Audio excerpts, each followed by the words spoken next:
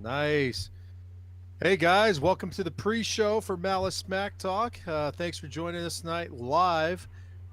This is our pre-show for the Super Showdown, um, which I have a feeling all of us are going to watch after the fact since I realize it's going to be streaming live at 2 a.m. in the morning. And this isn't World Cup soccer. So, um, yeah, we're going to give you our pre-show. We're going to talk everything Super Showdown. Marty's going to quit staring at us like he's the devil incarnate. Rest in Wow, man. peace. Wow, yeah, that was freaking me out for a hot minute. And yeah, we're going to be talking about the Super Showdown. So make sure you follow us on Twitter. We're going to be doing some posts on there. Make sure you put some comments in Twitch. This is an interactive show, so we take your. We've got Mind Freak checking out the comments. We got Marty running the tweeters, and because I'm old and freaking small phone, I'm going to let them be the masters, and I'm just going to go ahead and navigate tonight. So, welcome to the show. We'll be going on here in just a second. Getting ready to seize your first opportunity to come into the ring and start grandstanding and hot dogging. Yeah! I can't help it that I look good, smell good, can dance all night long. When we speak, our voices are heard. We all say, I bring it. All right. Welcome to Malice Smack Talk, the show more intimidating than any wrestler from parts unknown. My name is Masonic Vader. I'm your host for the show. With me, as always, gotta love them. They're laughing already. I got them going. I got Mind Freak. Here once again from the top rope. Let's have some fun. Nice. And, of course, we have the old bearded one, the bearded guru.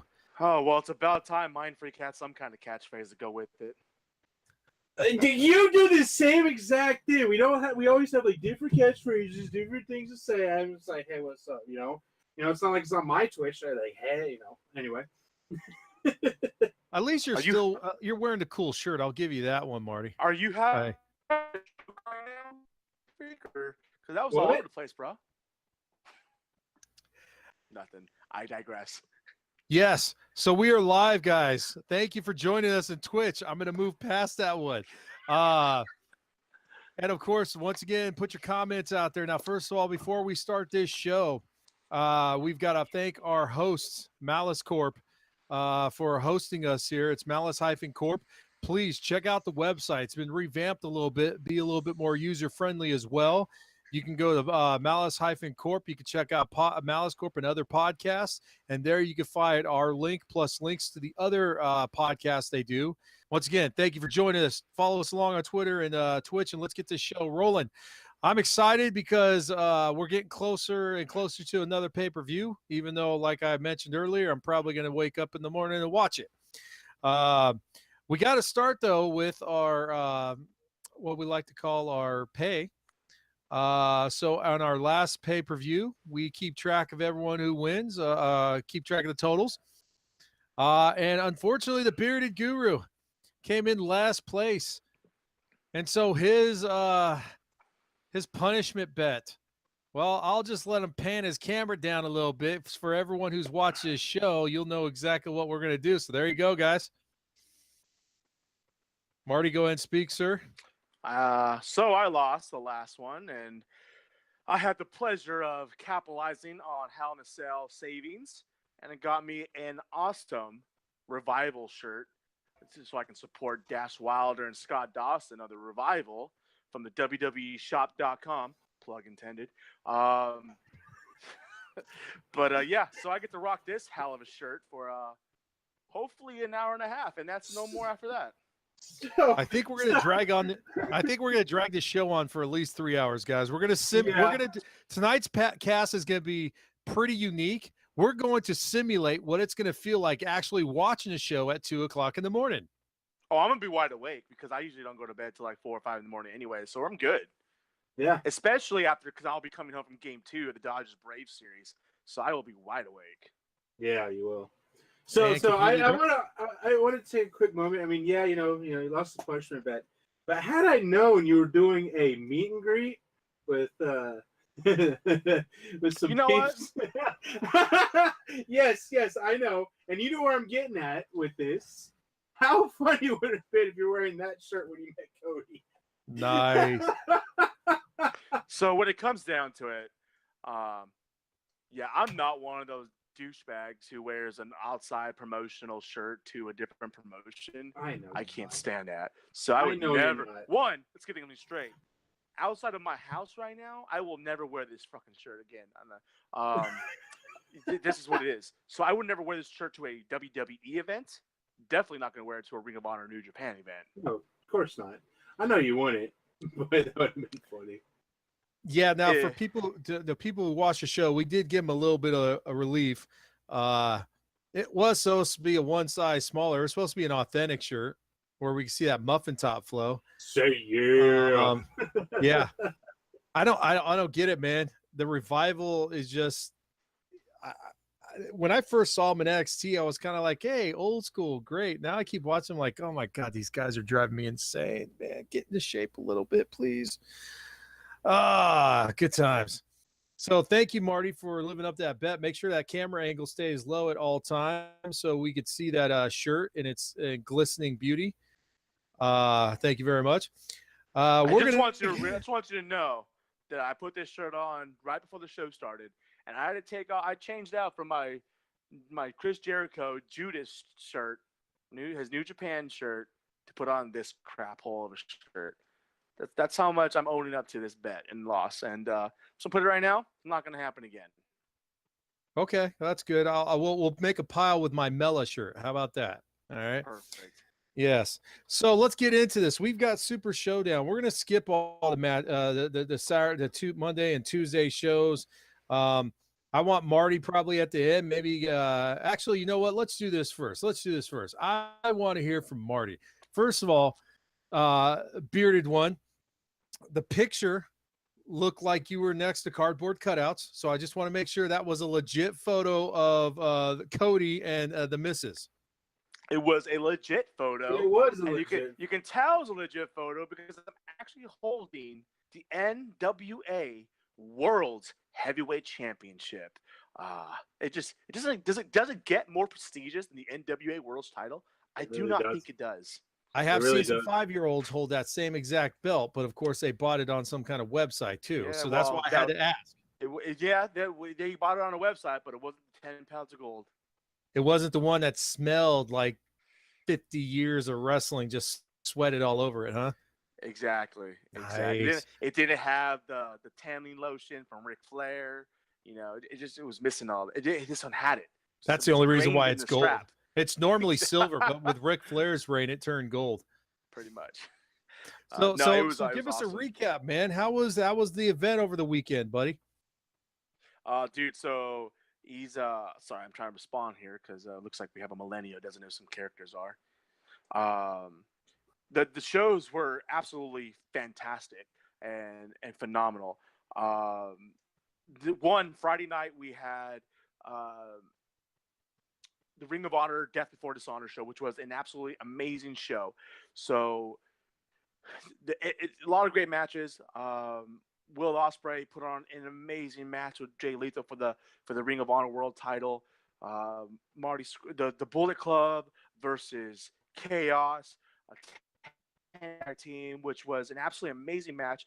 I'm not really usually a fan of these multi-man tag team matches where you get above, 3-on-3 I can do, but when you're checking 4-on-4, 5-on-5, with the exception of a Survivor's match, they kind of just get just crowded in the ring. But with these 10 guys, you have 10 of the best wrestlers in the entire world, whether Ring of Honor, New Japan, or any other faction or federations out there. These guys brought it, and they were doing amazing work. Just a fantastic show. Got to meet Cody and Brandy. Said hi to the Bucks again because I met them not too long ago, and knowing that they're from the high desert here, from home, so they're always cool guys. The meet and greet would, a lot of these meet and greets, you go, you take a picture, you say hi, and you sign something, it's over. It's like that. Cody, this is the second time I've been around a meet and greet with Cody in the last couple months. When I was at the Ring of Honor show in Atlanta, one of my best friends, he did the meet and greet with Cody then, so I was right there next to him when he was talking. Cody was talking to us too, but Cody is different. Cody likes to conversate with you about anything, and he'll do whatever he can to start talking to you about something that has nothing to do with wrestling. I walked in, I had my Braves hat on, and talked about Ring of Honor, talked about him signing the IC title, New Japan on Sunday because I was going to be at that show as well. But then it just turned, and we started talking about Atlanta and the Braves, and he was talking about that. And, 30 seconds in, and the next 5 minutes, we're just talking baseball. He's always a great guy to talk to. He's always there because he wants to engage with the fans, and that's one reason why Cody is just one. He's just become such a great talent, and he's always been talented, but he's at the stage now where he's finally able to showcase that properly. He was being wasted as his character was in Stardust in WWE before he left, and now he's the NWA World's Heavyweight Champion. He's a 6-man tag team champion with the Bucks, and then above that, so that was a great match. I was right there. That was literally me, the barrier, and the stage. So I got to see everybody come out of the stage. I was on the ground floor, so I was right there, not too far from the ring, right there by the commentator's table. Shook hands with Colt Cabana as he's walking to the ring. It was just a great match. And then it goes to Sunday. I went to New Japan Pro Wrestling here in Long Beach at the Walter Pyramid for their Fighting Spirit Unleashed. And I will tell you right now, out of any pay-per-view or any show I've live, any show I've watched, this might have been the greatest show I have ever watched. There's not very many matches or shows that you watch, whether live or on online or TV or whatever it may be, that you're excited for every match, or that there isn't a match that isn't a down match. Every match on this card was an amazing match, and it just showcases the amount of talent it's out there outside of the WWE.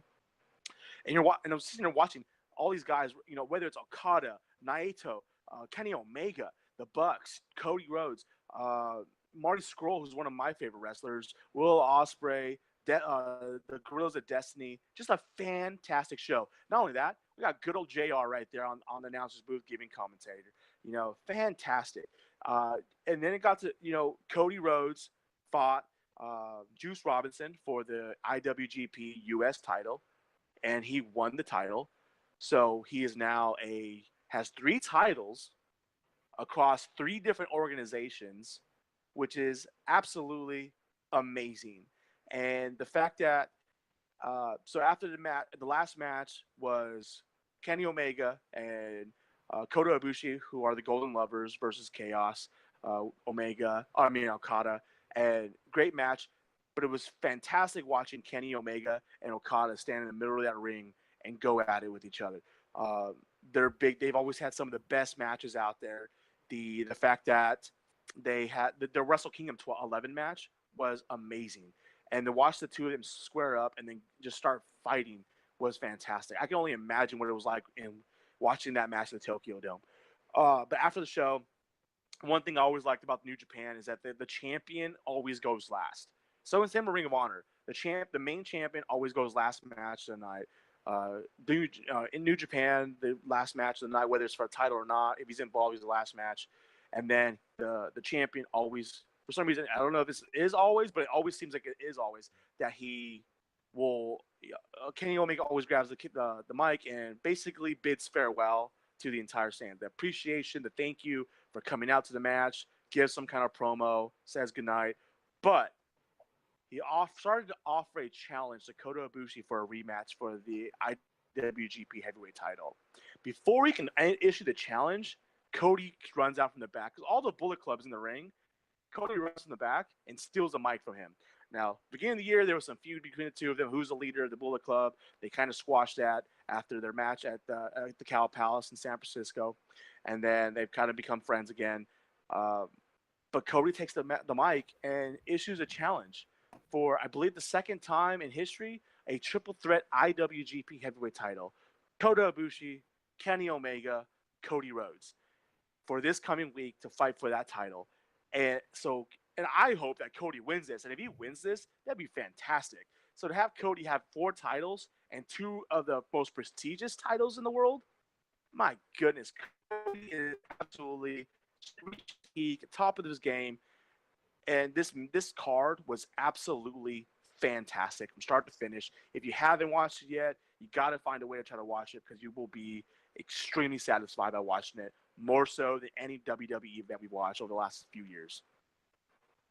And that's the show, everyone. The bearded man taking the entire show, but giving us great commentary. Actually, I'm gonna look forward to checking out some of the matches because I was doing some reviews and checking it out online and heard nothing but good things. And now I gotta try to figure out how to get a Kota Ibushi shirt because my kid loves that guy. He saw him in the tournament last year, and freaking, he's like, "When's WWE getting Kota Ibushi?" I was like, "I think he's got other plans." So, yeah, awesome. Thanks for the heads up on that, Marty. Hopefully, you plugged us on there a couple times. You didn't do any photos or live. You have to work on your journalistic skills there, buddy. You know what? When you're so ingrained in what's going on in the match, you forget about that. When you've had so many Steve Weisers, right? You know Yeah. what?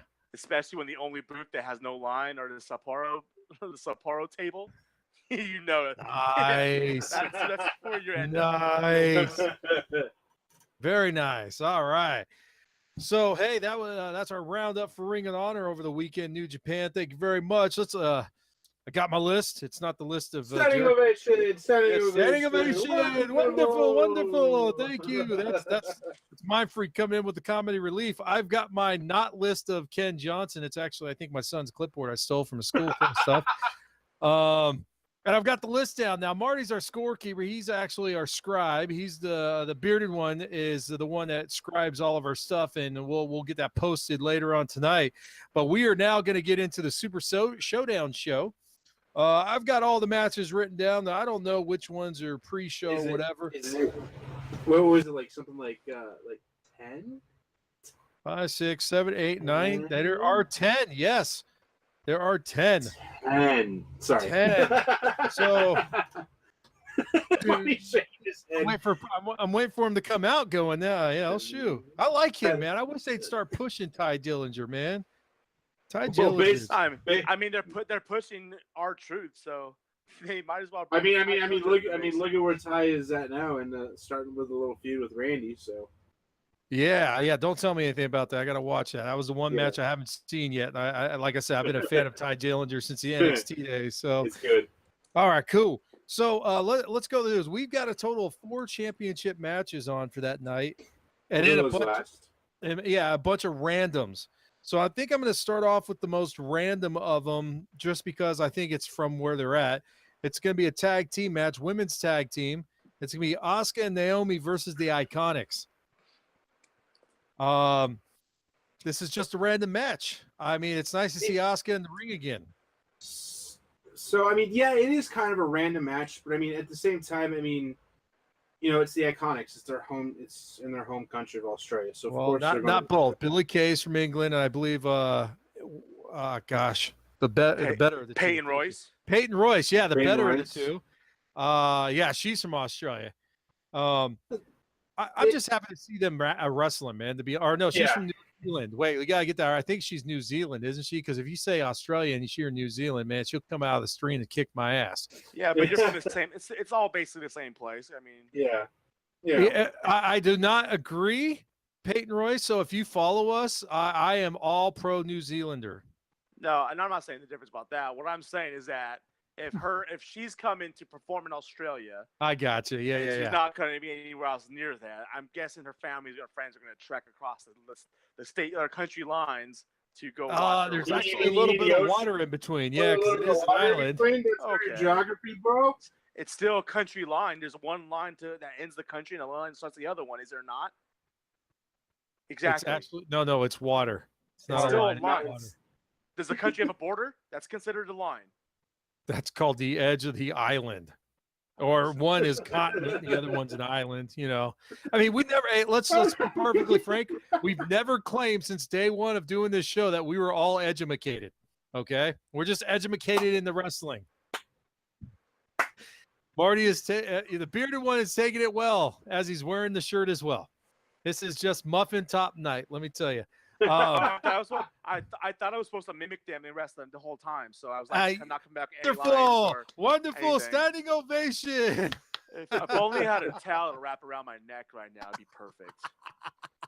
And an old '80s button-up jacket, and they only button up the bottom. Maybe I should have shaved my head. Who knows? Maybe it all would have worked. Did you just shave the middle part of your beard, to where you gotta have the All right, so let's talk about some real stuff. Yeah. Yeah. So ultimately, let's start off this first match. I'm just gonna throw it out there. I feel that the Iconics will win it because it's the hometown. I think the hometown advantage, because there's gonna be a couple of matches affected by the hometown. I think hometown advantage is gonna kick in on this one, since this is their first major show in Australia. So I'm gonna go with the Iconics out in that one. I now passing on to Mind Freak. Same exact reasoning. I was picking the Iconics because it's in the hometown heroes kind of thing. So I'm gonna go with the Iconics. Oh, that's nice of you guys. So I'm going to go the WWE route, and I'm going to make them lose in their hometown because that's what the WWE's known. Yeah, I was thinking about that too because not necessarily all the time though. Okay, with the exception of Naomi winning her belt back in Orlando 2 years ago, Bailey lost the belt in San Jose. So, and everyone else does too. There's two things you can guarantee: that if they're going to wrestle in their hometown, they're most likely losing the match, and if it's going to be the last match ever, they're most likely going to lose it then too. That's just the way it works. It's the way the WWE is. So this time, I'm going logically and historically. I'm picking Naomi and Asuka to win with Asuka's first pay-per-view match in forever. All right, there you go. And right off the bat, we're already looking more promising than the prior one because we already have a split. That's awesome. Mm-hmm. Thanks for What5150 for subscribing to Twitch. We just had the little notification came up. Thank you very much. Which prompts up for 2 months in a row. Boom. Steve Weiser yeah. for that one. Steve Weiser, hold on. Steve Weiser it is. All right. Moving on. So we got that one out of the way. Yep, exactly. What? All right, so let's move on to the next one then. Yeah, stop it. All right. You get a pass because you have one of the coolest shirts ever. It's all the Steve Weisers, bro. Yes, sir. So the next one we're going to go through, and if you followed us, some of these matches, we're just going to blow through some of these. And these starting ones, there's some pluses and minuses. Like this one, John Cena. And if you really know us, some of us are going to go a little bit longer on some of these matches. So it all balances out in the end. It balances out. Yeah, or someone goes 20 minutes on a recap with no video, just pictures that look like they're photoshopped or cardboard. John Cena and Bobby Lashley versus Kevin Owens and Elias. Bearded one, you start off this one, sir. Oh, wow. So we got Elias, got KO, got Bob, we got JC coming back. This is I think this is actually going to be a pretty entertaining match for some reason. I don't know why. I just do. Just because Kevin Owens and Elias are always great in the ring. Match or on the mic and in the match. Bob is probably the least of my concerns as far as wanting to watch out of these four guys. But then we get the return of John freaking Cena. We haven't seen John Cena since the Greatest Royal Rumble. That was 6 months ago. We're finally getting JC back in the match and in his ring. We're gonna go up against people he's fought in the past, Elias and KO. I'm just gonna go with it. It's his first match back. They're gonna give the win to John Cena. Simple as that. Ooh, look at him. Man, he's totally WWE picking it tonight. My freak, your turn, sir. I'm going to agree. Yeah, I am. This is why I hate going after you because you're always just like, I have to agree. No, I'm picking John Cena too because it's John Cena. Enough said. I mean, you want to blow the roof off of this place in Australia? I mean, yeah, everybody loves John. Well, mostly everybody loves John Cena. But all I want for Christmas is a John Cena action figure. Wow. No, I think it is going to be Cena and Bob. More so because of Cena, not necessarily because of Bobby. So yeah, that's my pick. Yeah, it's going to be one of those matches where it's going to be interesting to see Cena because this is going to be a different Cena. If you guys have been keeping up with Cena since the last time we saw him, he has shredded himself beyond belief, man. I mean, he's always in very good shape, but he's got big, he's massed out, man. He really just lifts weights. He's a strong guy and he's in great shape. I mean, when you're not coming home to Nikki Bella anymore, you really don't got too much going for you besides movies. That's true. I think he's on the Sylvester Stallone diet because the last time I saw him, man, he's got like no body fat and veins are popping out like a crazy ass roadmap in the middle of the Midwest. You got to do what you got to do to beat them Transformers. Woo wee, yeah, Bumblebee, man, he's the tough one. So I was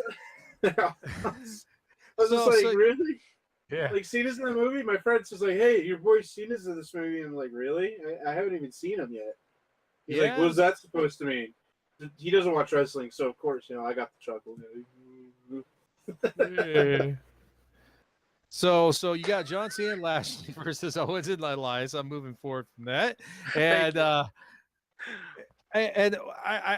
unfortunately I'm going to jump with you guys on this one as well. I'm gonna hold WWE tides there. It's John Cena. If it was anyone else but John Cena, done. But he's going to come out. I wouldn't even be surprised if it's a quick match. He's going to get a huge pop. It's going to be the big show in Australia, but I'm expecting to be it's going to be entertaining though. Like I think Bearded One said, man. I think Kevin Owens and Elias is a nice combination that I hope they kind of continue with. They've got a little bit better chemistry, almost similar to what he had with. Freaking A. What's his name? The guy with wears the hat all the time. We haven't seen him forever in a long time. Sami Zayn. I think this is Kevin Owens' chance to kind of break out of whatever kind of crappy setting they put him in right now. I mean, the guy just come back from quitting his job, so yeah. I mean, you might as well hook him up with Elias and give him a bump, right? So it sounds like we're all the same there. Yes, this show is going great, guys. Let me tell you, this is going to be probably the fastest show ever since this. I'm just going to throw it out there, man. I'm not happy with this show, dude. First of all, I don't even get to watch it live because I'm not staying up at 2 a.m. to watch it. I got a 9-year-old. What can I say? Second thing is, though, man, this is a crap freaking setup for freaking Survivor Series and Evolution. They're just throwing another one out there next to the freaking next one they're doing in Saudi Arabia too. Dang it. All right, that was my rant for a second. Next one. Let's skip that one. That's going to be one of the top ones before the matches there, the championship matches. We're going to go for Rousey and Bella versus the Riot Squad. You know what? I'll let you go with this one. You are wearing the shirt, so might as well. Yeah. So no. Actually, Mind Freak. I'm gonna have you start. No, I'm tired of you glumming on people, man. You start. You start this time. I started the first match. Marty with the second one. It's time for your turn now. I'm the host, man. I don't care if you're the host. It's your turn. You may be the host, but I'm the talent, Michael Cole. Okay, shut up, Saxton. Shut up, Saxton. You've gone full Saxton on that one, buddy. Don't tell Saxton. He's only laughing. All right, so no, I'm talking to you, fool. All right, Rousey Bella versus the Riot Squad.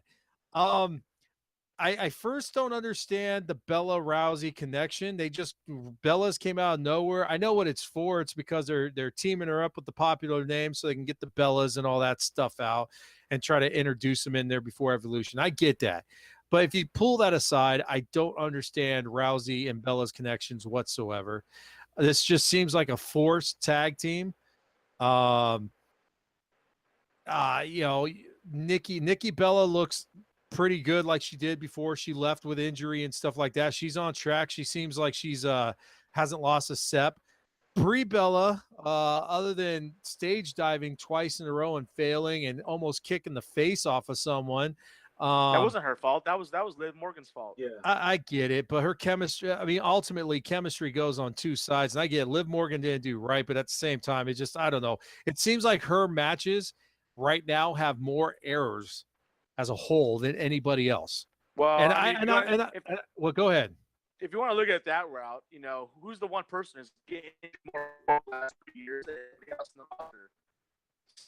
Rollins. So, I mean, if you're looking at matches who have the most amount of errors happen, and I get, it's Brie Bella. She never really was the top. She never was and never will be one of the top wrestlers on the women's roster. And the only reason she's there still is to give her a farewell tour as she leaves. But because of Nikki, and that's why. Nikki's the one that's got the talent. Nikki's the more, she's got obviously than the other two. Because I'm not gonna say Brie doesn't have talent.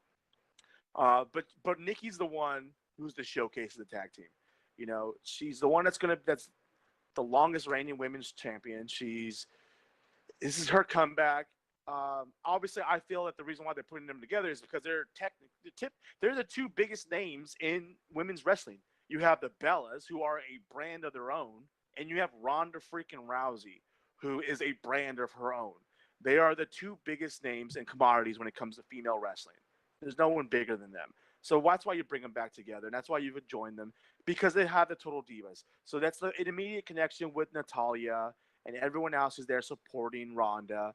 And so it's an immediate and an instant in for her with them. What I think is going to be, this is not only going to lead to other matches, this is going to lead to Nikki Bella just coming in. And I feel, honestly, so I'm going to jump ahead and I'll give my pick. I'll go first.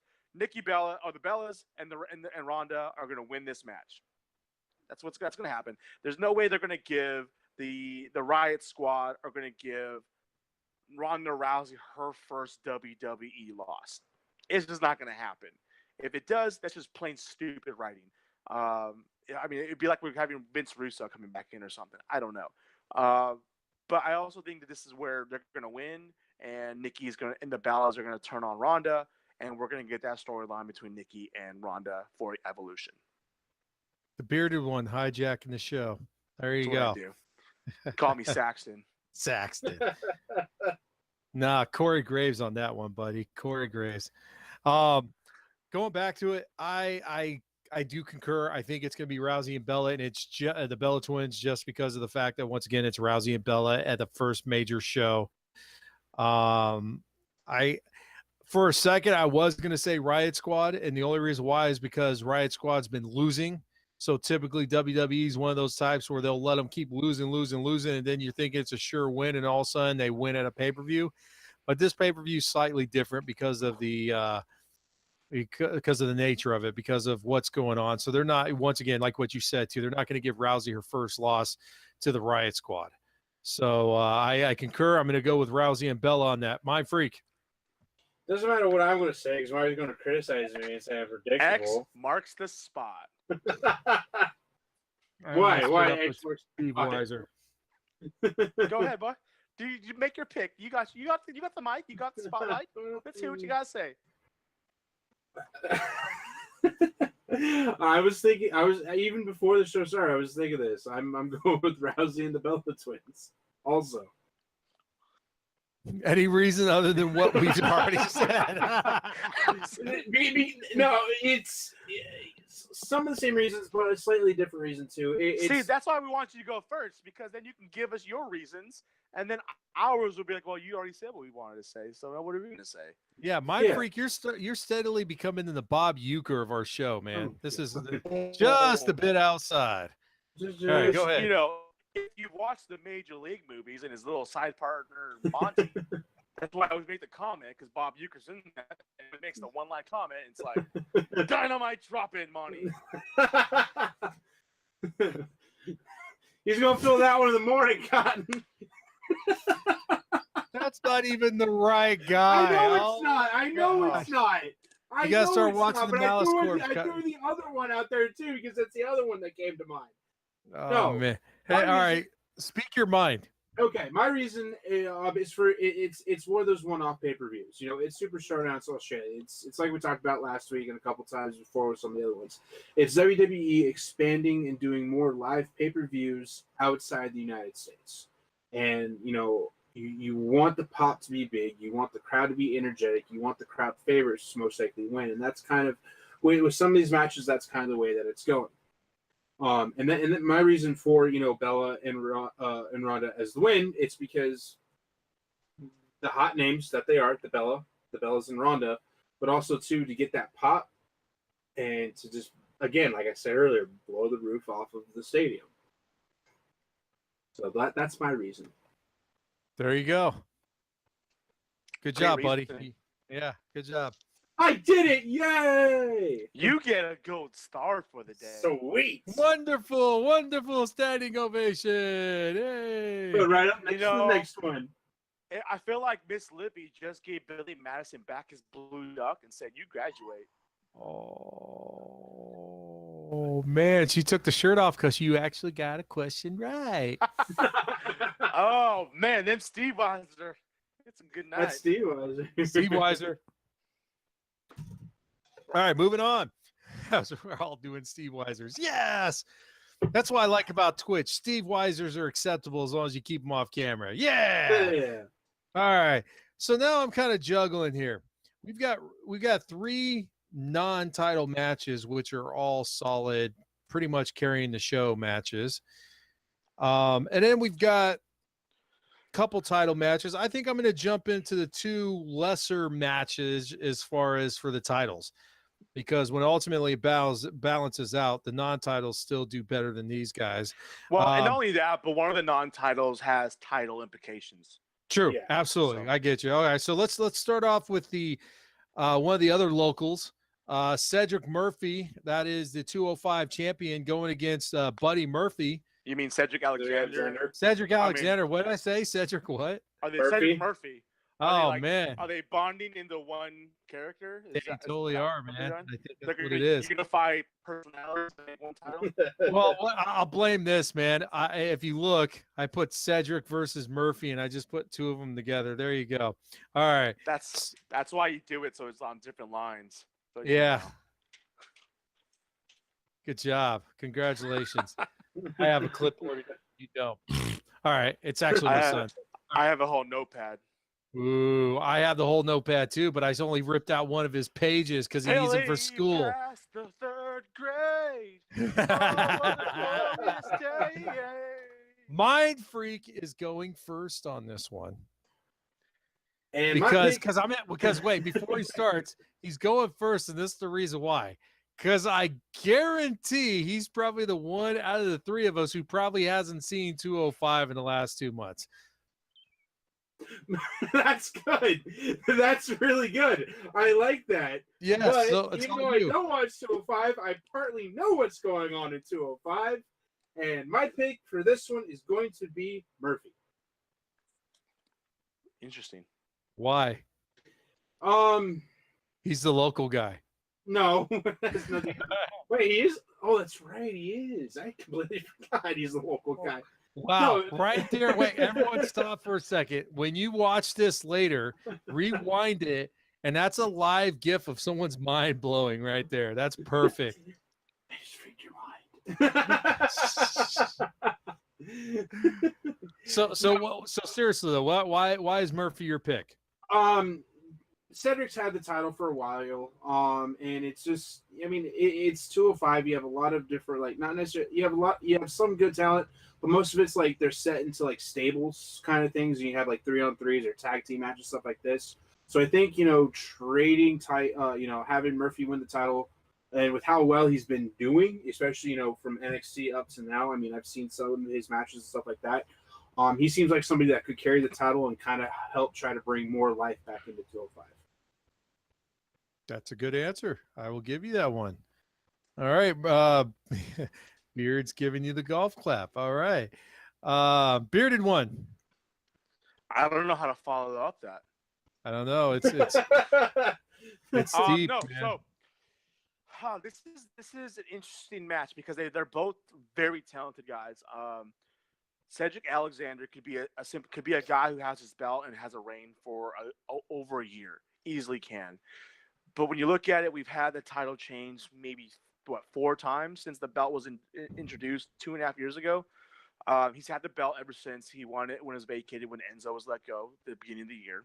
I do believe he is the longest reigning champ right now in the WWE as well, correct? No, AJ. AJ's had it since last November. Okay, so he's dang near close. Okay. Pretty close. Yeah, AJ's about to hit his year mark.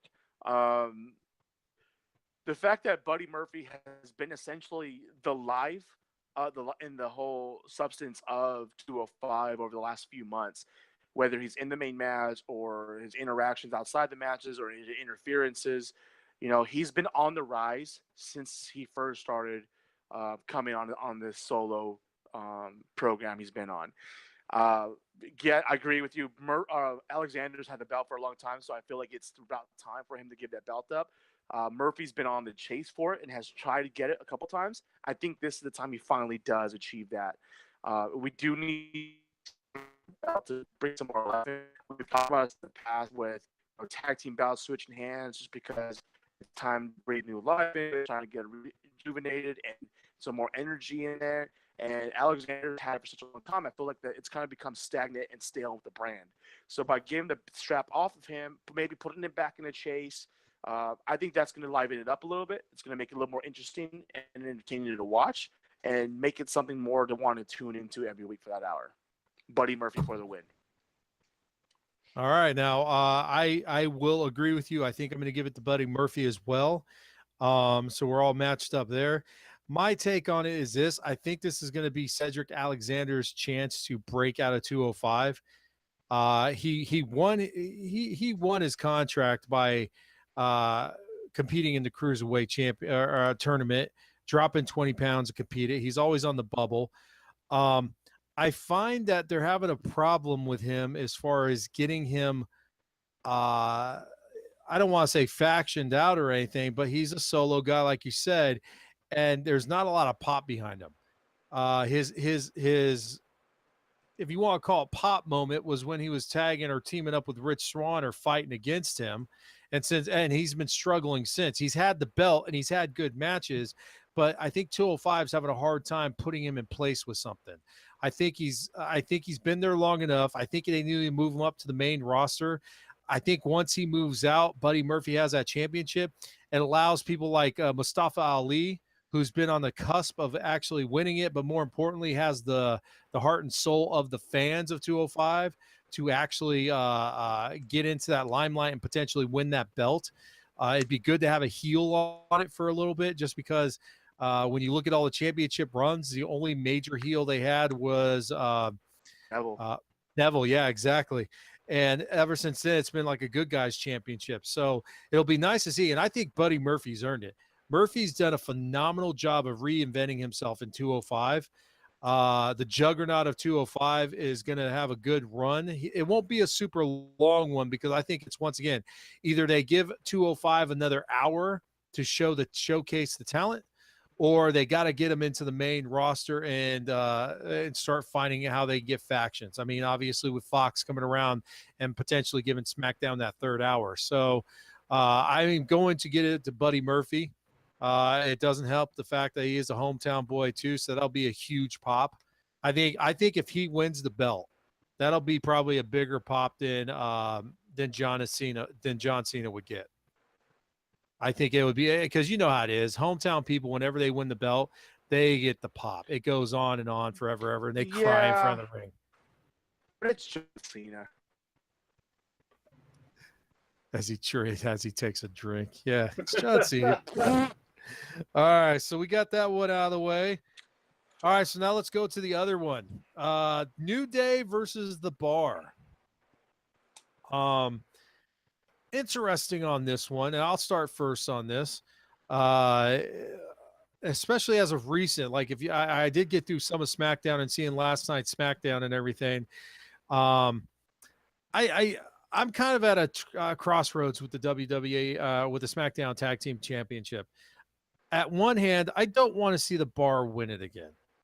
The Bar has won it twice in the last year. The Bar's personality, it hasn't shifted. I'm bored of the Bar. I really am, man. It's just they're. I think it's holding Cesaro back. I think it's technically holding Sheamus back from a singles career. It's getting old. The New Day, the only reason why I don't say the New Day is not getting old is because their entertainment factor, their abilities to be able to go with the crowd to change things up. They like pushing the PG line every once in a while with their jokes and everything. It's keeping it going. But I'm just tired of seeing the Bar. I want the Usos back in the mix again, or I want some other tag teams. We've mentioned this now for almost 4 or 5 months now. The SmackDown Tag Team Champion or Tag Teams division went from being top to literally bottom in 2 nights. I mean, it just seems like the championship, the tag team over there division has just sucked royally. And I just don't want to see New Day winning. New Day just kind of not New Day, excuse me, the Bars just kind of zaps energy out of the belt. But then you've got the foreign, you got Sheamus and you have Cesaro coming from the UK. It might be an added bonus to have them win in freaking Australia. I am going to give it to the New Day, though. I think WWE is going to stick to their freaking cash cow and have a big pop for the Super Showdown. There you go. Why don't you go this time, Mind Freak? You'll be the middle guy. All right. So, in the same instance that you said, it's a middle ground. But, however, I actually do like the Bar. They're entertaining. They're funny. I like the antics that they kind of do, especially when you have them pitted up against the New Day.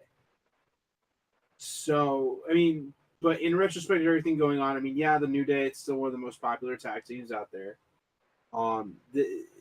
This one's a hard one for me to pick. I mean, I know we said we said a couple weeks ago, New Day grabbing the titles to bring life back into it. I mean, they've already won it 5 times. They're part of the 5-timers club. So is it at the point to where you let them drop it to the Bar now, or do they hold it on for a little bit longer? So, I mean, I don't know. So I'm just going out. I'm just going out on a limb here because it's tough, and I'm just going to go opposite. I'm going to say the Bar. All right, that leaves in your Corp bearded one. All right, so it wasn't hard to make this decision, but it did have some thought behind it. A couple months ago, we were looking at the New Day as far as them taking the belts from the Belgian Brothers, and this be a transitional title hold. Because Eric Rowan got hurt, needed the belts off him, they needed to transition to somebody else, and before they got who they wanted to have the titles. After Rusev Day lost to them at Hell in a Cell, it was very clear that was not what the case was, and that this was going to be another run with the New Day for the titles. I am on the same page. I am done seeing the Bar versus the New Day. I'm done seeing both of them chase the titles. We have so many tag teams who are of extremely high talent on SmackDown roster that should easily be going for those titles, or even at least in the picture, but they're not even there. And they're just putting the New Day and the Bar in it at all times. These are 2 factions or 2 tag teams that do not need belts to get over. Neither one of the belts before they got over, and neither one of them needed the belts to keep over. But got to the Usos, who have been the best tag team for most of the last 3 to 5 years, aren't even on TV anymore, and that's just ridiculous. The fact they're the best tag team and they're not even in the picture for titles because of the New Day and the Bar, who were gone for like 3 months, get inserted right back in the picture is absolutely ridiculous. As far as this goes, I do not see the Bar winning the belts. I think that the New Day is going to hold on to them, retain, and lose them in another show. I just can't get on board with the Bar winning the belts again and being a quick turnaround, go back and forth between the 2 teams. What I want to see though is if they don't. These are 5 guys who can easily be in any other title match or any other title picture, and I would love to see either team have some kind of presence in those, whether it's Big E, Kofi, or any 5 of them going. Here's the thing: the New Day could easily be going any one of them for the U.S. title, easily. The Sheamus and Cesaro could be going for the U.S. title, but there are also 2 talents that are extremely high on the level of talent and skill that either one of them could easily be inserted back into the main title picture and going for the WWE Championship. But they're not, and they haven't been. Sheamus hasn't been in the title picture since Survivor Series 2 years ago, and we haven't seen anything else from Cesaro, with the exception of 1 or 2 matches 2 years ago. So I want to see something new from the 2 groups. This time, the New Day is going to retain the belts and hopefully move on to a storyline or program with somebody else that's going to rejuvenate and give some more energy to these titles. The knowledge flowing from that beard is mind-blowing. and then you pan down and see the Revival shirt, and it all just goes to shit. All right.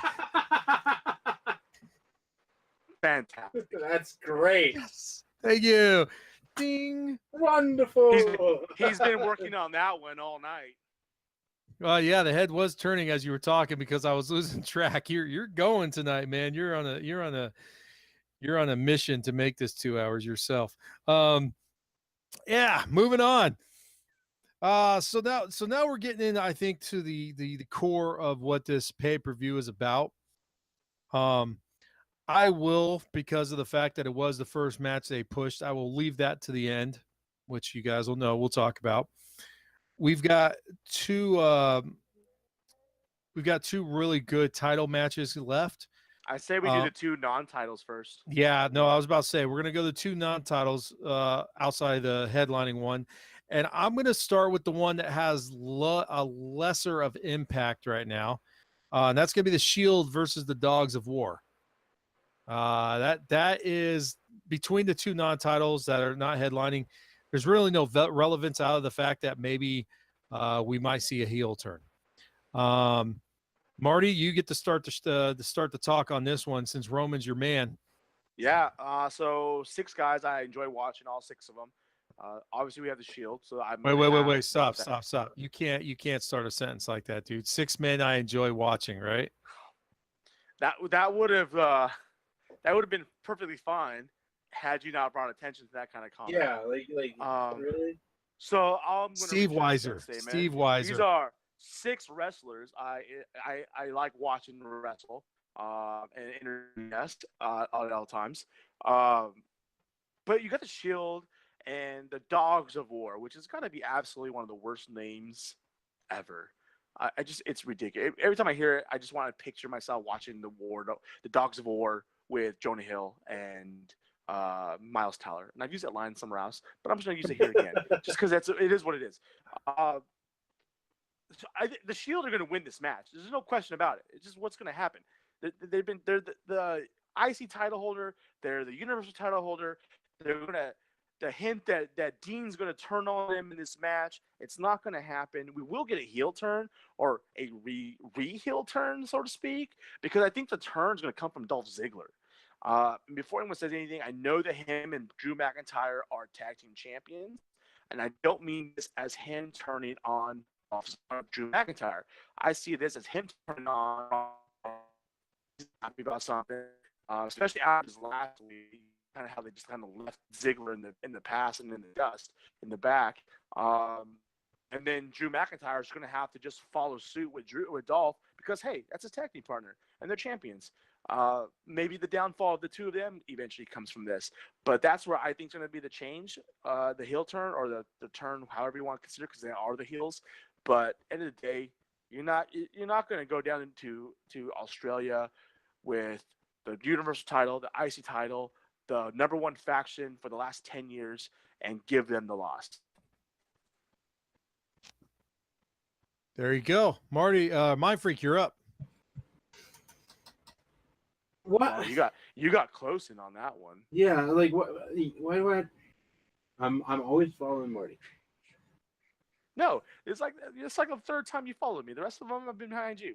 I've been balancing it out nicely. Thank you very much. Yeah. It's okay. It's the Shield, bro. It is. I know. You're a Rollins guy. Yeah, I am a Rollins guy, and I'm picking the Shield too. That's okay. You'd be a fool not to. And that is why he's the #1 commentator on this show, guys. Oh man. Yeah, the Shield. Oh, perfect. I'll keep it short and sweet. The Shield. Do I need to say anything else?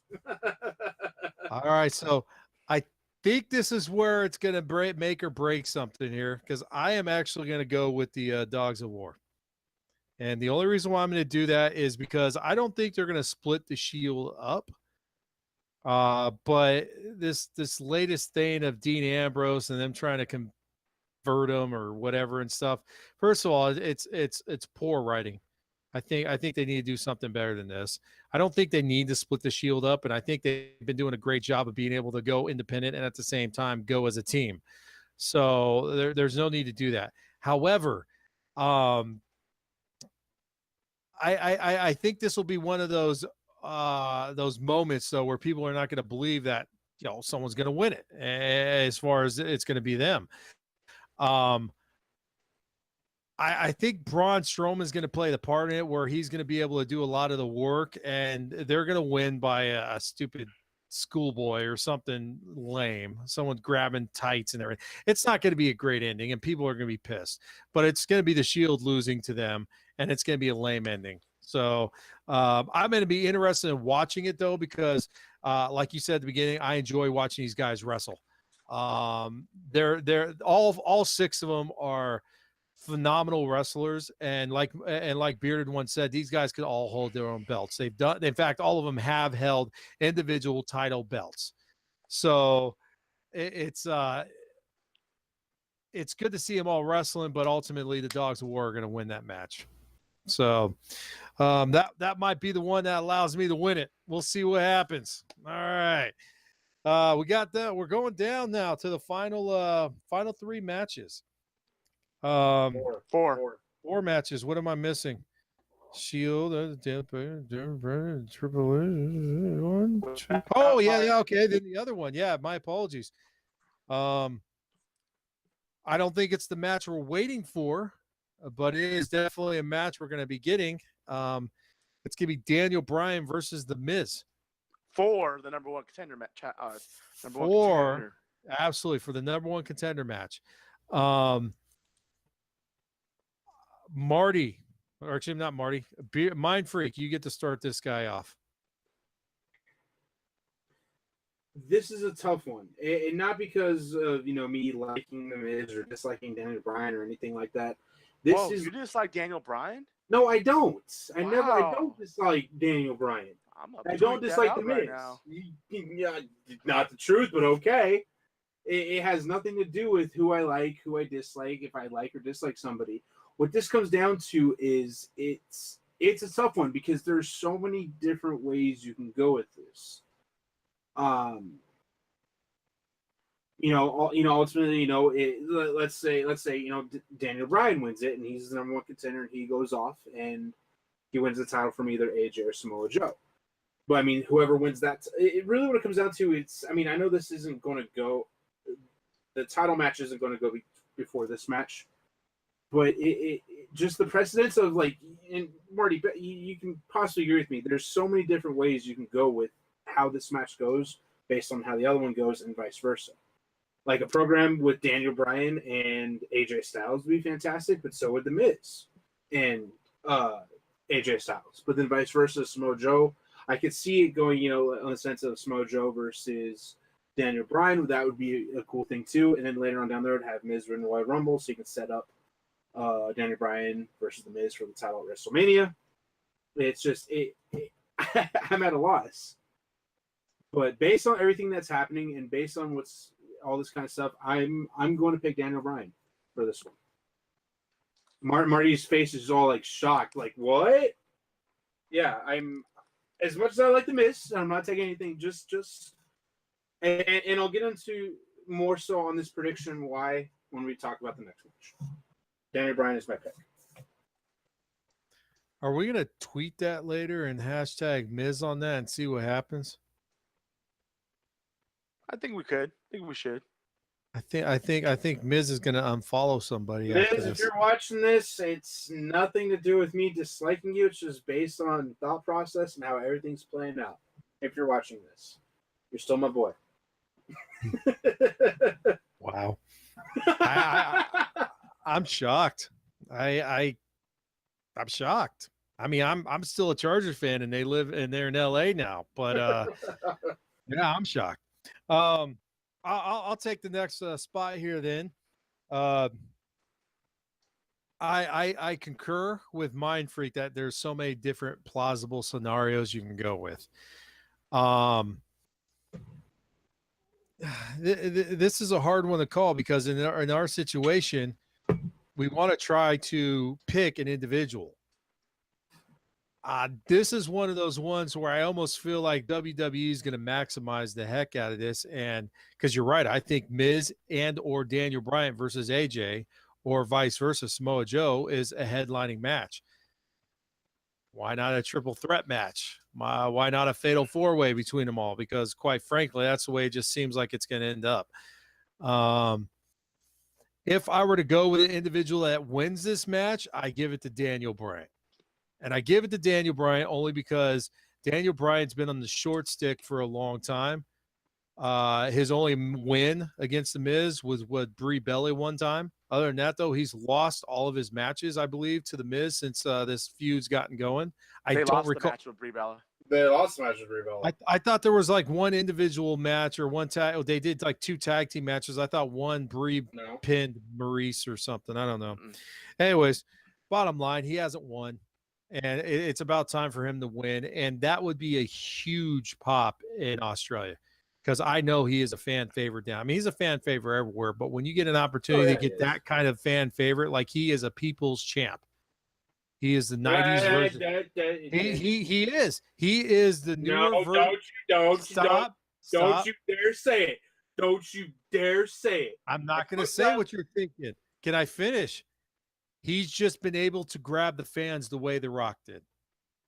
That's what it is. And when you take him down to Australia, that's going to be that's 80,000 people doing yes chant all freaking match, man. That's what's going to happen. So, but I give it to Daniel Bryan. And there you go. I'm done. Can you first talk about that travesty that you just said there, Marty? First of all, Daniel Bryan is nowhere close to being a people's champion that The Rock ever was or commanded. He doesn't even command the crowd as much as Chris Jericho does. First of all, people are behind Daniel Bryan for the fact that he had the underdog story. So people were behind him, and people were behind him because he wasn't wrestling and he got injured and he was doing this and he was doing that and he couldn't wrestle anymore. People got behind him because of the story. I'm not going to take away from the talent that he has because he's an amazing talent, always has been.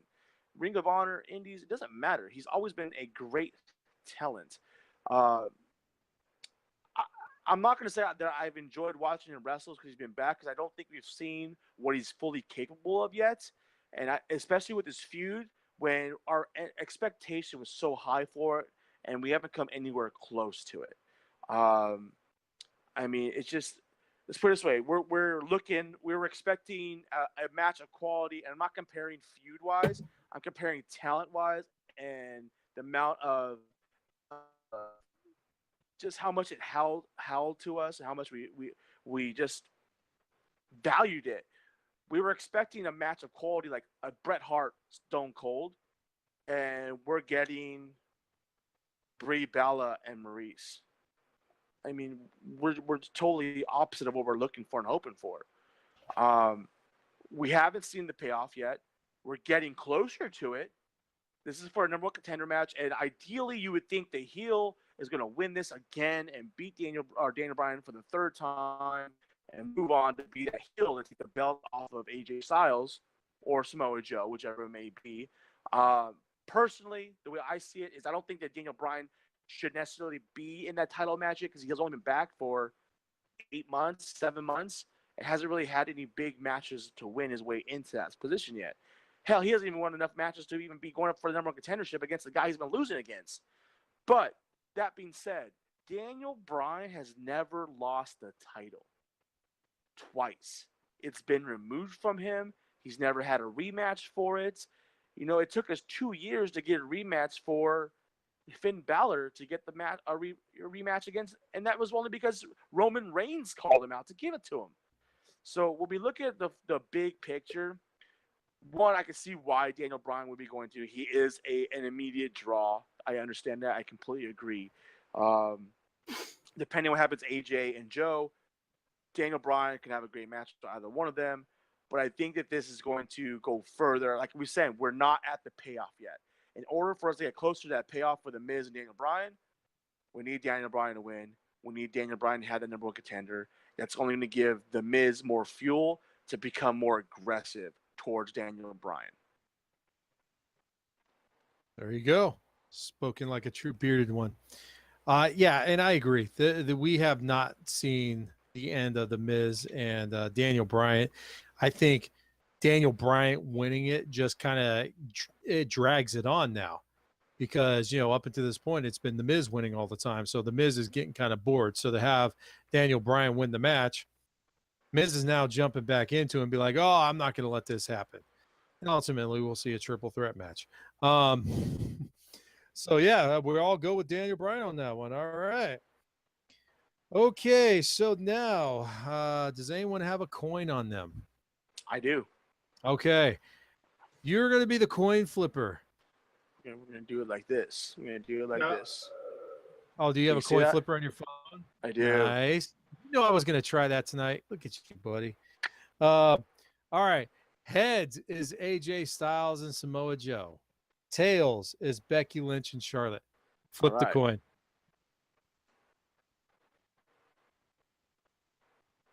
You're going to have to tell us because the glare is just not happening. All right, we got heads. So we're going AJ Smith and Samoa Joe. AJ Smith. Yeah, go figure. AJ Smith. AJ Styles. Yay, Steve Weisers. AJ Styles versus Samoa Joe. And you're starting it off, right? I will totally start this one off. This is going to be ugly in every sense of the word. And not ugly as a bad match, but ugly because it is not going to be a match. It's just going to be someone's going to get the snot beat out of them. And if it's not by fists, it's going to be by foreign objects. Someone needs to grab Matt Hardy's belt again. There is going to be blood. For you people that are squeamish, do not watch AJ Styles versus Samoa Joe. And it's going to go minute one. Someone's going to bust open within the first 5 minutes of that match. And it is going to be ugly. And then what's going to even be more, Samoa Joe's going to win the match. I'm not giving it to AJ Styles. I think Samoa Joe's going to take that title finally. And the reason why I think so is because of two things. Like we mentioned before, AJ Styles has had that title long enough. I think this family thing gives them a perfect opportunity for him to lose and say, hey, I'm going to take some time off and then have him come back and do something.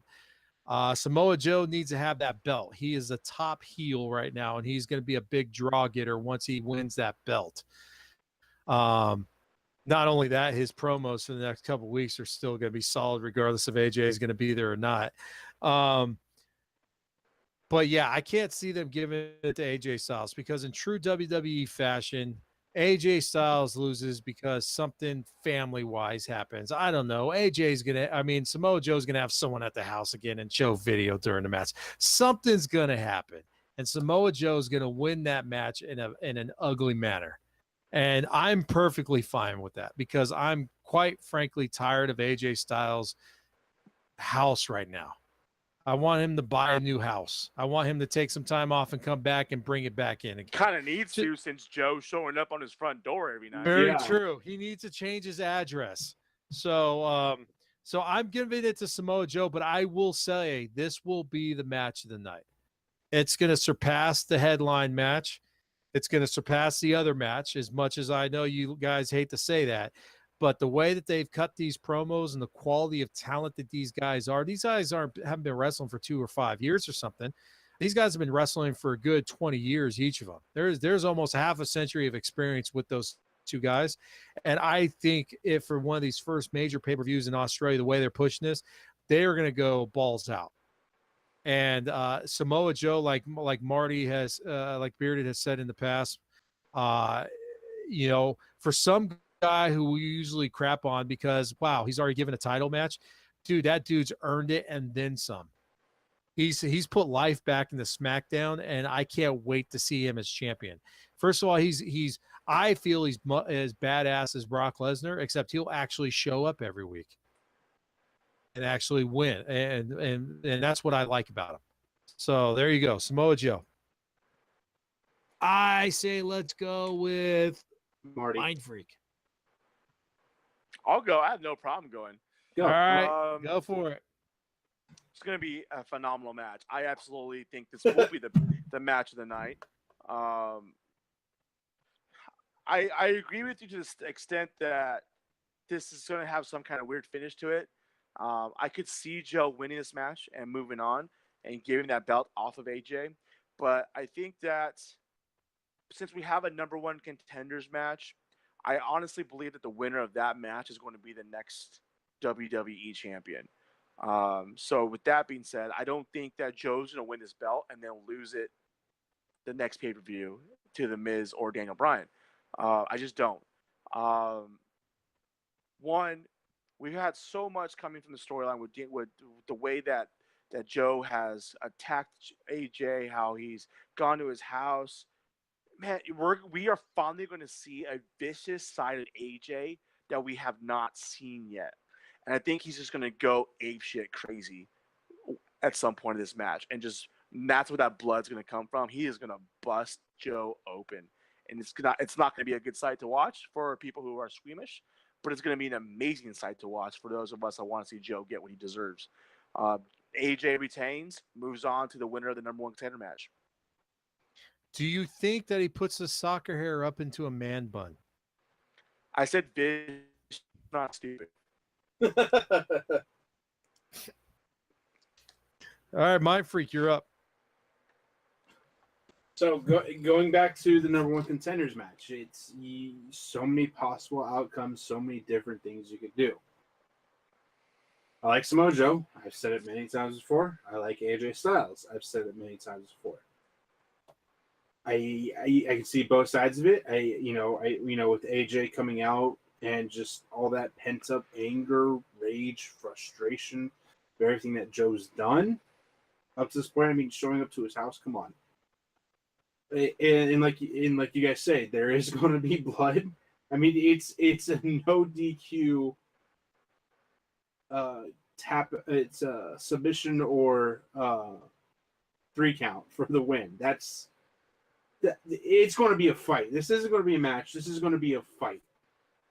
But with that being said, AJ has had the title a little bit too long.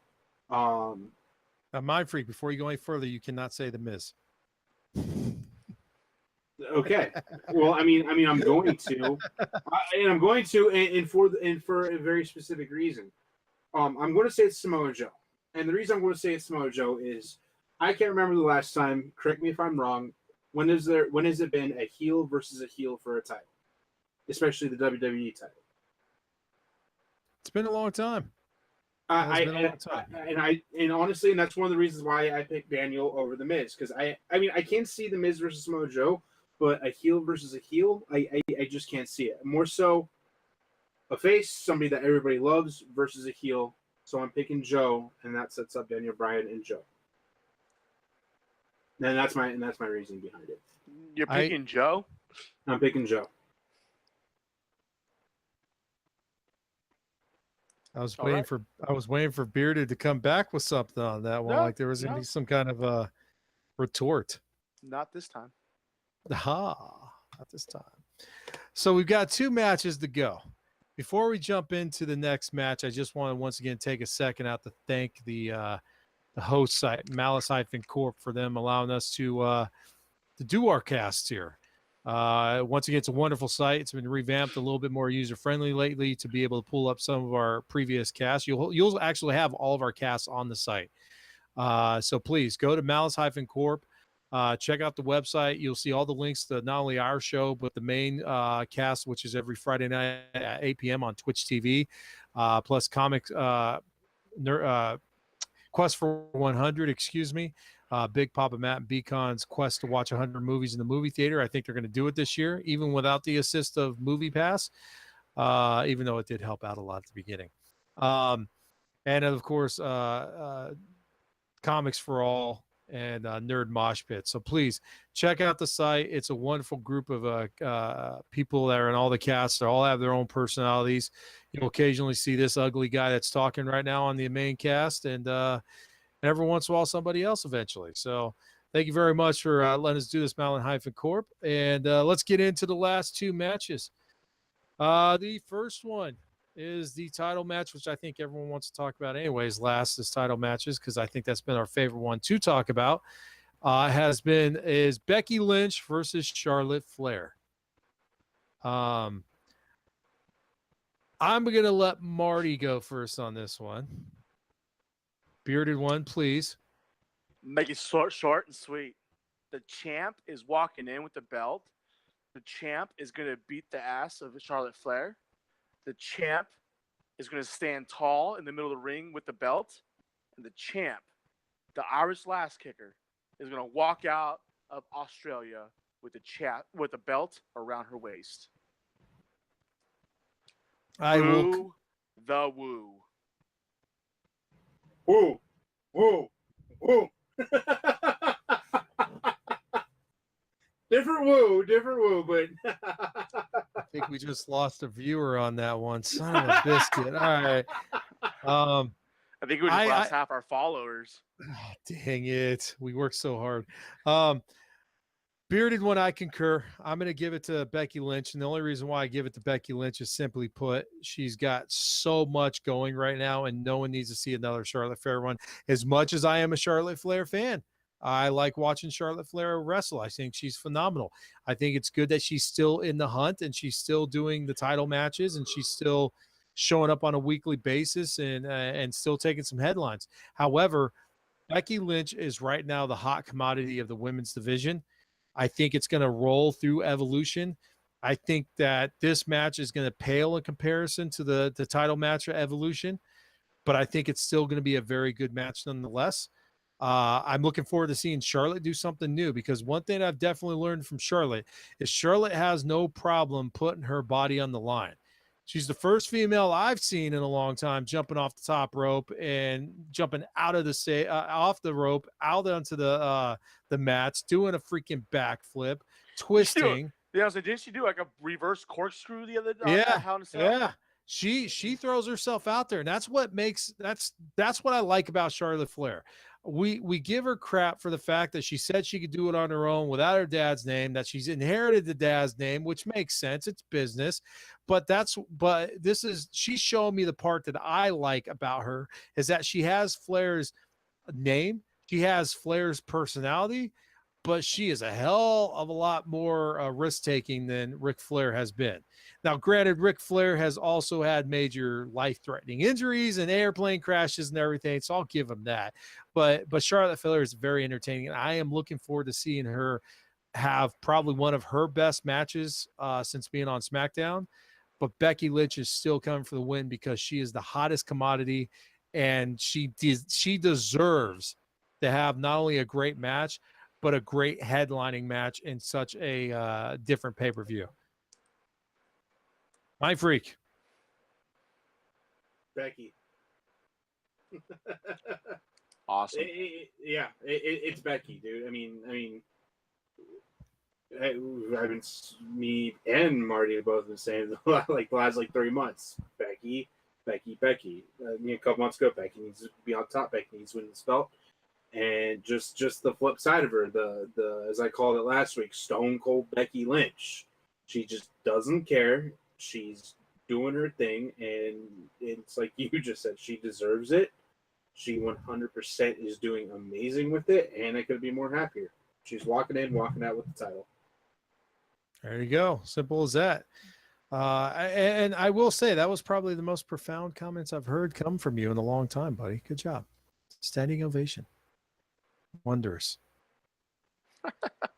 For the win. Which leads us to the headline match. Do you think this match is going to be the headliner, like the main match of the night? Why not? It was the first match they announced, and it's the one they've been pushing down our freaking throats. I mean, you want me to start going on that tangent? No, I'm good. Yeah, thank you, sir. Thank you, sir. Triple H versus Undertaker. I would be surprised if they didn't make it the headline match, because this is the freaking headline match. This is the only match that's been consistently talked about for every freaking week since the match was since the pay-per-view was announced. Why not? Yeah, I'm gonna get mine out of the way. I'm gonna probably be drunk or asleep or probably on the bathroom at the time during most of this match, because this is old school WWE now. This isn't current WWE. So Shawn Michaels is somehow going to get himself involved in the match. Some stupid ending's going to come about this.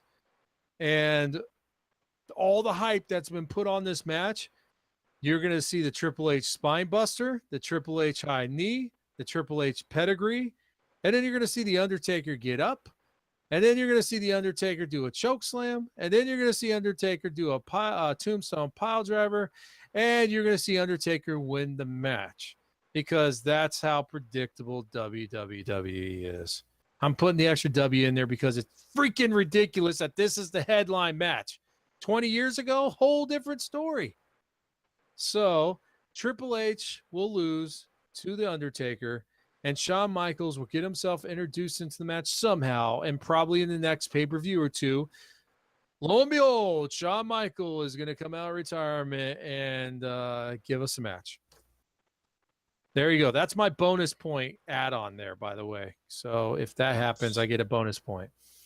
Yay. So I'm going to go one step further. You are going to get the bonus match, but it's not going to be the bonus match you think of like a one-on-one. What's going to end up happening is something's going to happen, like you say. It's going to interject, and what's going to happen is at WWE Crown Jewel, it's going to be the Brothers of Destruction versus DX. Guaranteed.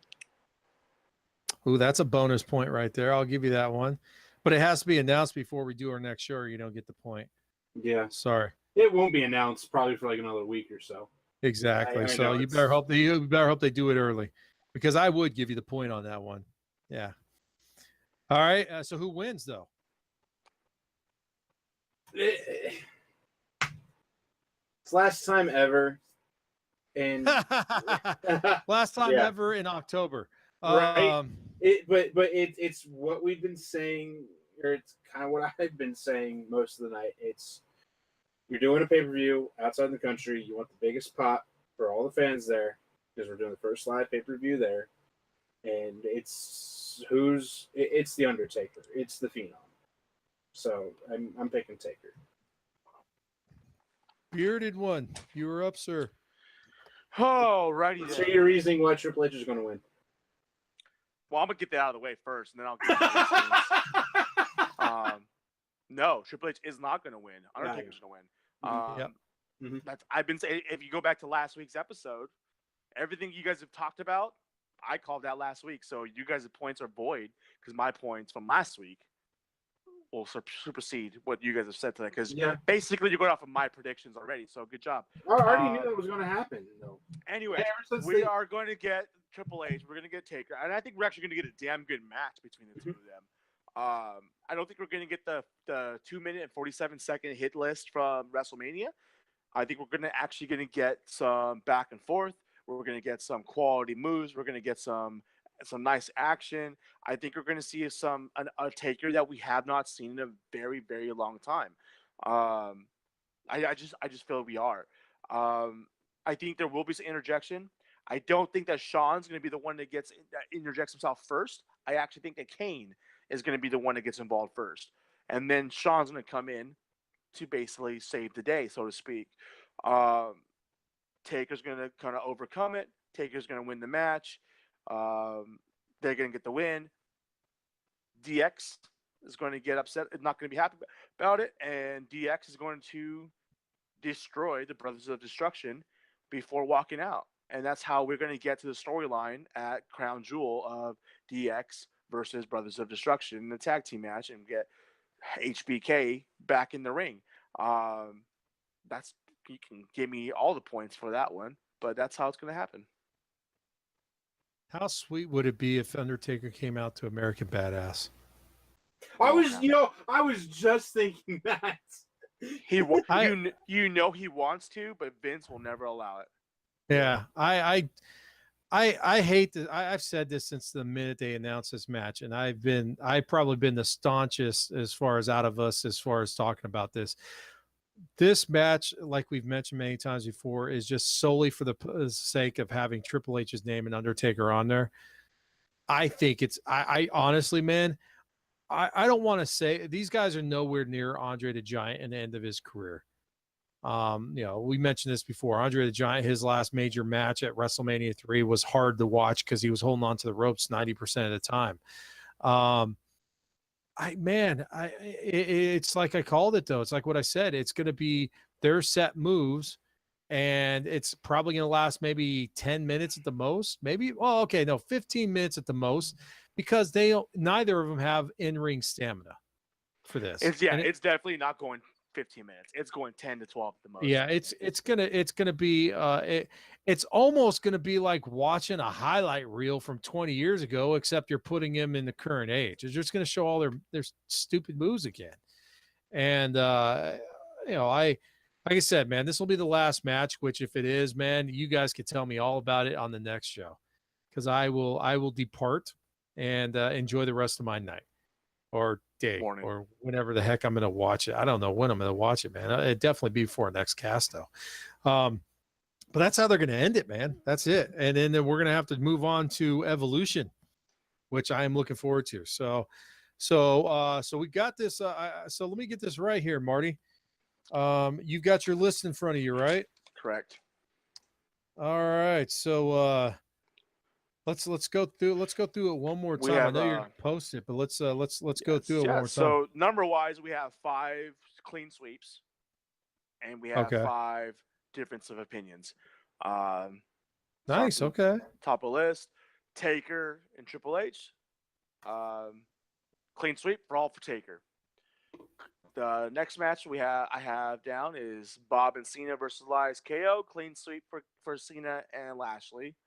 We have a clean sweep for Daniel Bryan against The Miz. We have a straight across the board for Ronda and the Bellas. For Buddy over Cedric. And then Becky over Charlotte. And then as far as difference of opinions, we have Mind Freak and myself with the Shield, and you're going with Dogs of War. We have Mind Freak and Vader going for Samoa Joe, and myself sitting alone with AJ Styles. We have Vader and myself with New Day, and Mind Freak going below with the Bar. Going to be below the Bar at the end of that match. You guys are going the hometown crowd with the Iconics, and I'm going to let Asuka be the Empress above them. And then that's it. That's how we called it for the night. This will be interesting, quite frankly, man. What I actually like is that the matches that we've picked differently are matches that truly could go either way. They really could. There's not a single match that's like, no, that's definitely not going to happen. But every single match, there's an absolute possibility that it can go the opposite direction, or either one. Our producer has decided to jump in on here a little bit, and has said that My Freak is going to be limboing below the Bar. He's asking if I'm going to be limboing, not saying I am. No, I think you're going to be limboing. I think that's what he's really saying. So we got to come up with penalties now, consequences. What is going to happen? What are we going to do? Well, I'm not losing, so it's not. I really don't care. Yeah, I'm not. Okay. All right, so let's start off with since Marty was the last guy I lost, I guess we should start with the last guy I lost. He's taking it like a champ with the Revival shirt. Mind Freak, if Marty loses, what should be do we have any ideas for his next punishment? The only one I could no. I mean, it's kind of the same premise as what happened last time. If he loses, he has to wear a Samoa Joe shirt. That was it. But I don't mind Samoa Joe winning.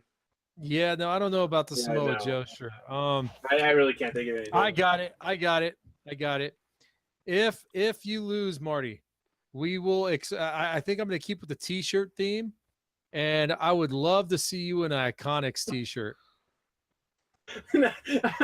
Our producer's like, loser has a tweeted video of them wrestling an alligator pool float in Australia. No. What? You know what? Wait. I'm 100% game with that. I think the producer wins. Somebody has to post a video of them fighting a kangaroo inflatable, not an alligator. There you go, kangaroo. Kangaroo inflatable. Yes. Kangaroo boxing match. I'm good with that. I am good with that. Or you All the right. next podcast, it's Halloween season, so you gotta go get a kangaroo Oh. costume. I'm just throwing this out here just for the sake, if you do watch our show, I have ordered said costume for myself already. I am good to go. And it will be a good one. Thank you very much. I have figured it out. But I'm down with that. But let me just first go to now obviously when we buy these things, okay, we're gonna go to Malice-Corp, because at the bottom of the website there, you will see a little Amazon spot there. And when you click on that Amazon spot, it will direct you to Amazon. You can log into your account, purchase what you need to, and guess what? That's how you help us small streamers out, is by supporting them, because obviously Twitch is through Amazon, and Amazon will hook us up. So whenever you're buying your costumes, feel free to go to Malice-Corp. Look at that Amazon logo. Check in, get your cool stuff, but give us the points so you can help us out and keep moving. But I want to go to this website really quick because you need to confirm this. Kangaroo inflatable. This almost sounds horrible, and that the FBI will be calling me later for my inquiry into this. Let's see here. Do they have? Why, blow me down. They do have one, totally pimped out in Australian gear, which is perfect. Crikey, mate! I'm gonna fight this kangaroo. We're That's going. not a knife. This is a knife. I don't know because I don't work on the metric system, but 65 centimeters doesn't sound too. Oh, what's this? Or you could don one of these cool, sweet spirit Halloween adult Joey kangaroo inflatable costumes. I don't know about that. But yeah. Wait. Here you go. I have found the combination. You will get the inflatable kangaroo with the hat and the flag to go with it, with a cool entrance theme, probably, since you'll have the hat and the flag to go with it. Fantastic. All Done. right. That's the one. That's it. The one right there. And there is free shipping. However, it's not through Prime, so we need to order that as soon as we find out who loses. So, Marty, since you are our scorekeeper, I expect to see some kind of a thing out to us ASAP so we could order. It'll be that morning before y'all wake up. Feel free. Just don't tell me any of the matches, because I do. Yeah, don't say how the match is. Yeah. But it's right between, actually, a big pool float of bacon. Oh, there you go. Well, there you go. You know, so yes, please go to Malice-Corp. Go to the Amazon link at the bottom.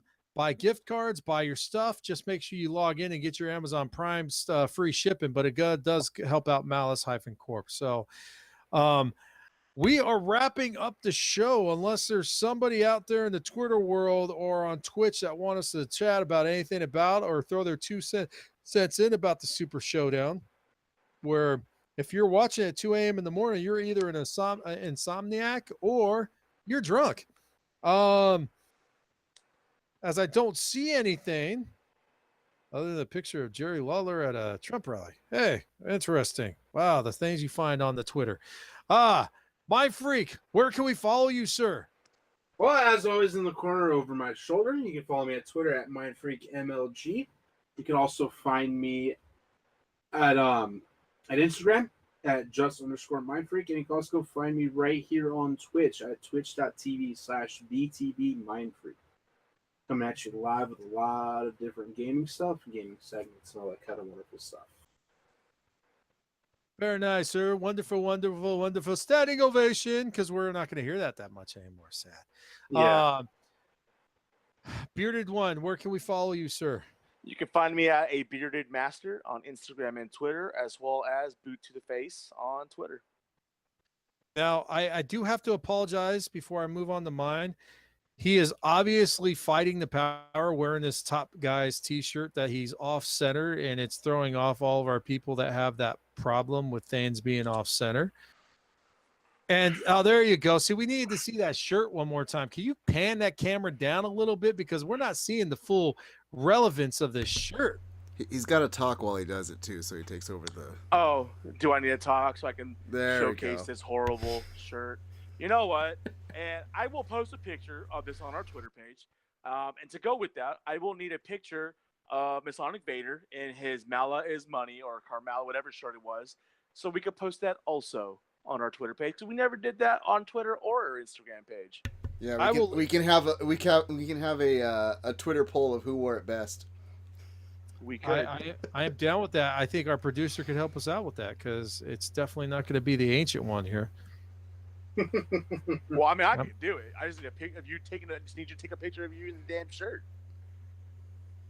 Well, since my time is officially done with that shirt, I'm sure I could find a shirt somewhere, but I'm sure our producer could snapshot something off there. Oh, I'm sure we have the screenshots. I can Thank grab you, sir. them. Yeah. Much appreciated. That's why we pay him the big bucks. The big fat zero. Yes. Yes. Mentally, we're paying you big money. But support small streamers and subscribe to the channel if you guys like this content. That's why we don't talk contracts. That's taboo. Yep, it's 100% taboo. Speaking of contracts, if you guys haven't watched any of the Be the Elite from the new Young Bucks and Cody Rhodes, you should watch this last episode that was released on Monday. The first episode they posted since All In talks about their contracts somewhat, and the Bucks are going to be coming to the WWE anytime soon. Who knows? I like how his thing just completely cut out, so we had no idea what he just said. I thought he just left. Yeah, me too. But he came back. I thought he was doing one of those little phone things where say, "Hey, this is what you know what I'm gonna do next," and then hang up. But wait, there's more. Well, you got to go back and tell us the first thing because your phone broke up. Oh man, that sucks.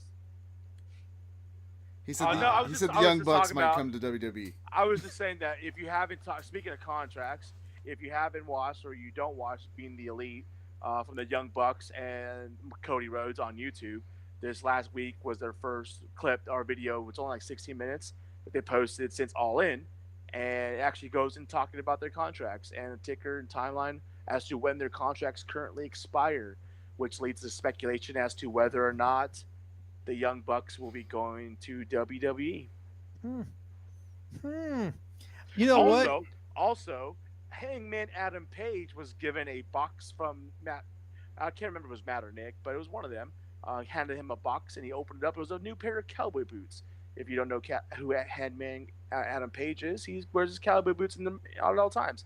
But there's a little note in there, and it read, "If you really want to be an assassin, you need to be a little more cerebral." H. So what do we got? Oh man. Well, you know what, dude? This is the time to do it. Especially anybody right now with what's going on with Cody Rhodes, and he's doing a phenomenal job promoting. I think he's doing everything his dad could do.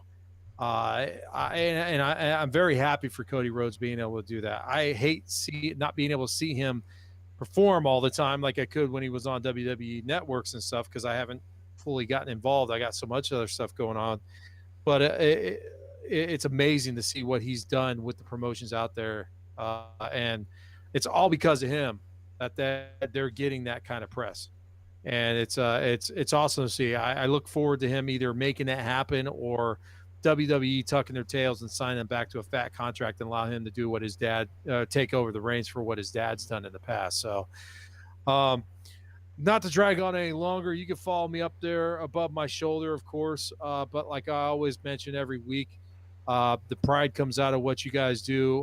Follow us on Twitter, follow us on Instagram, watch us, check out our YouTube channel. Videos on YouTube and whatnot. Definitely go back to Malice and Corp and go to the podcast because you could just instantaneously not only go to every previous episode we've had, but if you haven't subscribed to us on Twitch or on YouTube or whatever, it'll link you right to it and make it easy for you to subscribe to us. Give us some likes, give us some feedback. This show is all about these guys, us three, with the occasional producer chiming in, talking about wrestling and talking about stuff we love and just throwing it back out to you guys out there. So we appreciate all of our new followers on Twitter and Instagram, especially Dr. Stasiak. That was big news. Thank you very much, Dr. Stasiak. Maybe we could talk you into coming on the show one time. As we always finish out Malice Smack Talk, thank you guys so much. And of course, give us that 1, 2, 3. High quality entertainment. Good day. The